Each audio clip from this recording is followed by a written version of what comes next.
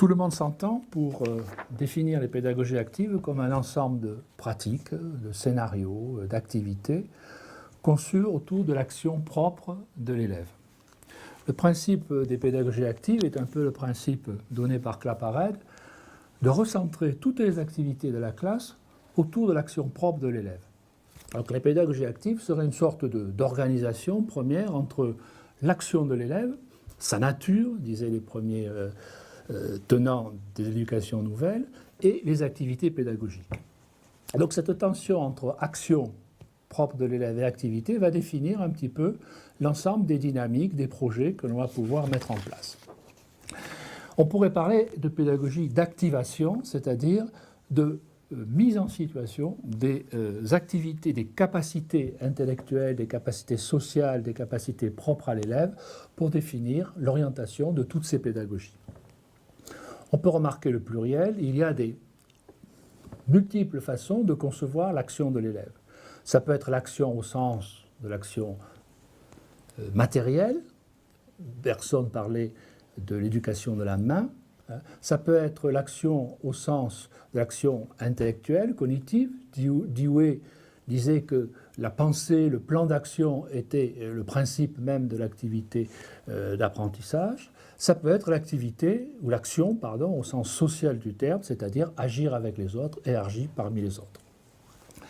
Alors ces principes étant donnés, on peut annoter en quelque sorte quelques traits particuliers.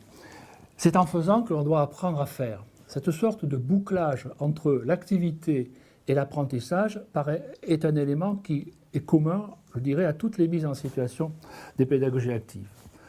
Deuxième remarque que je fais, qui est soulignée, c'est qu'on travaille plus sur un principe qui s'exerce du dedans, du dehors, c'est-à-dire des capacités, des intérêts, des besoins des élèves, que des savoirs constitués ou de l'activité d'instruction.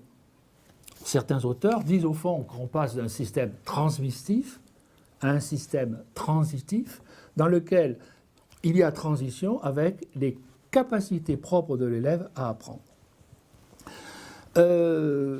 L'activité peut être conçue non seulement comme dans le domaine propre à l'enfant, mais aussi être conçue comme une conception même de l'action pédagogique.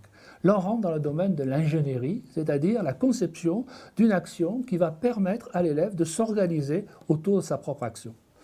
On retrouve un exemple très précis de cette mise en situation chez Dewey, qui considère effectivement que la situation pédagogique, le terme de situation est un terme un petit peu majeur, central pour les pédagogies actives, consiste à créer une sorte de lien dynamique entre les savoirs à acquérir et les actions à mener pour pouvoir acquérir ces savoirs.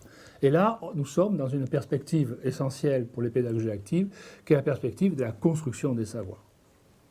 Voilà, si vous voulez, pour ce que j'appellerais la plateforme de l'orientation générale des pédagogies actives. Mais il y a énormément de voies possibles pour mettre en place une pédagogie active. Autant de définitions de l'action, autant de définitions des moyens d'apprendre. S'informer, se motiver, s'activer, interagir, produire, sont autant des activités qui peuvent produire des savoirs. L'imprimerie, pour Freinet, était la technique, vous parlez de la technique d'imprimerie, pour Freinet, était le moyen de réunir des pratiques avec une activité matérielle et une activité intellectuelle. C'est un exemple qui permet de voir comment la pédagogie active sont à la fois ancrées dans le domaine de l'action matérielle, de l'action sociale et du souci de faire en sorte que l'élève, comme dit Brunner, pense par lui-même. Alors actuellement, les nouvelles activités de connaissance remettent en valeur cet horizon des pédagogies actives, notamment en référence avec l'activité informationnelle. Les MOOCs, la pédagogie inversée, sont autant d'appels ou de réflexions vers un renouveau avec les pédagogies actives. Alors, pour en dire rapidement quel en est le sens, on peut dire que dans les environnements numériques, le principe d'activité est essentiel, dans la mesure où l'activité de connaissance, l'activité avec les éléments de l'environnement numérique, l'activité sociale à l'intérieur et autour des activités numériques reste en quelque sorte tout à fait intégrée à l'ensemble des activités de connaissance dans un environnement informationnel. Alors simplement une remarque ou un exemple pour donner une configuration, je dirais, assez pratique à ces nouvelles activités de connaissance dans le sens d'une pédagogie active, c'est l'exemple de la recherche d'information. La recherche d'information, c'est à la fois un événement du dedans, l'intérêt, le souci, le besoin d'information, et à la fois une activité du dehors, c'est-à-dire l'intégration à un environnement numérique, à des procédures de recherche, à des méthodes, à des données, à des traitements d'informations.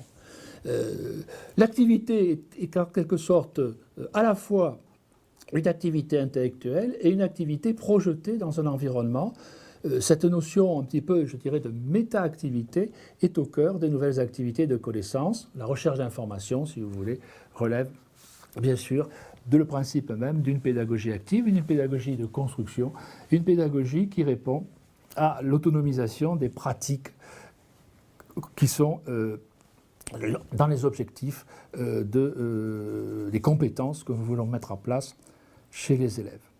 Voilà pour une première approche des pédagogies